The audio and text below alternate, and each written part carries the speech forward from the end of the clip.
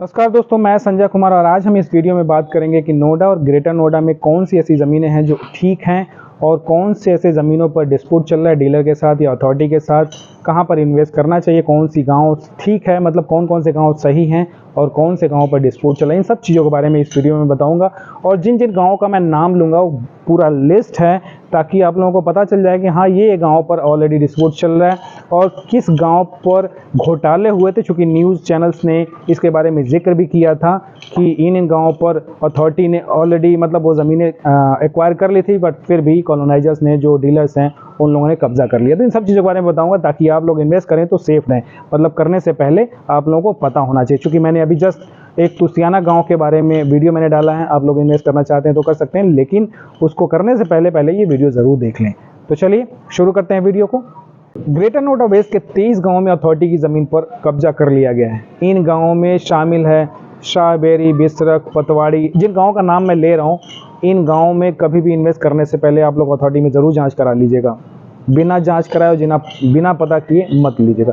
पतवाड़ी, जलपुरा, तुसियाना, चौगानपुर, चूँकि तुसियाना का भी जस्ट मैंने वीडियो भी डाला है, तो जब भी लें पता करके ज़रूर लें। चौगानपुर, सुथियाना, हबीपुर, डेरिन, सैनी, सोनपुरा, बेदपुरा, एमनाबाद और यही नहीं, ग्रेटर नोएडा ईस्ट के इन गांवों में भी अथॉरिटी की ज़मीन पर कब्जा हो चुका है। तो इन ज़मीनों पर अगर आप कभी भी परचेस करते हैं तो दिक्कत आप लोगों को हो सकती है। अमरपुर, कासना, सूरजपुर, देवला, आमका, धूम मानिकपुर, गुलिस्तापुर, सिरसा और खानपुर।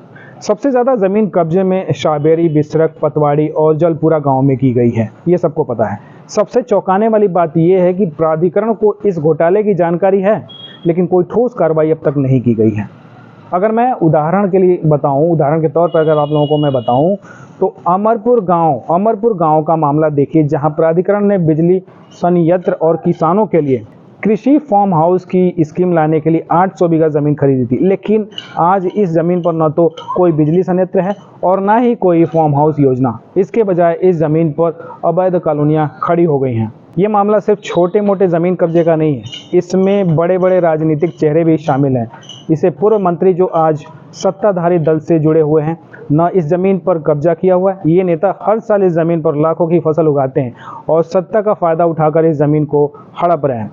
बिसरख गांव में भी किसानों के लिए फार्म हाउस योजना निकाली गई थी, लेकिन आज वहां अवैध कॉलोनियां खड़ी हो गई हैं। इस घोटाले पर सवाल उठाए गए थे और सरकार से सिफारिश की गई थी कि ज़मीन से अवैध कब्जा हटाया जाए। प्राधिकरण इस समय करीब 6,500 करोड़ रुपए की कर्ज से दबा हुआ। अगर ये ज़मीन वापस मिल जाती है तो न केवल प्राधिकरण कर्ज मुक्त हो सकता है, बल्कि उसे एक बड़ी आर्थिक ताकत भी मिल जाएगी।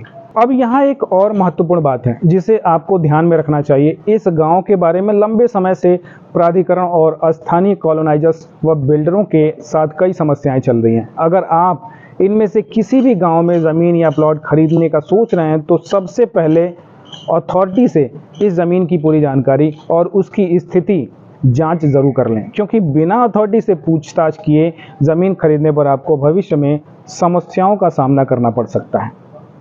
तो दोस्तों, ये मामला बहुत गंभीर है और ये सिर्फ एक घोटाला नहीं है, ऐसे कई घोटाले देश भर में हो। प्राधिकरण की नाकामी, राजनीतिक हस्तक्षेप और पब्लिक के पैसे की बर्बादी, ये सब एक दूसरे से जुड़े हुए हैं।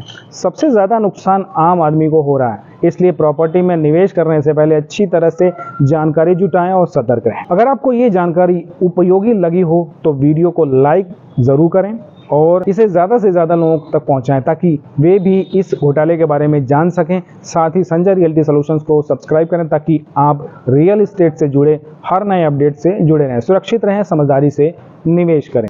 तो आज के लिए फ़िलहाल इतना ही, फिर दोबारा एक नई वीडियो के साथ आप लोगों से मुलाकात होगी। तब तक के लिए धन्यवाद। जय Hind. Thank you so much.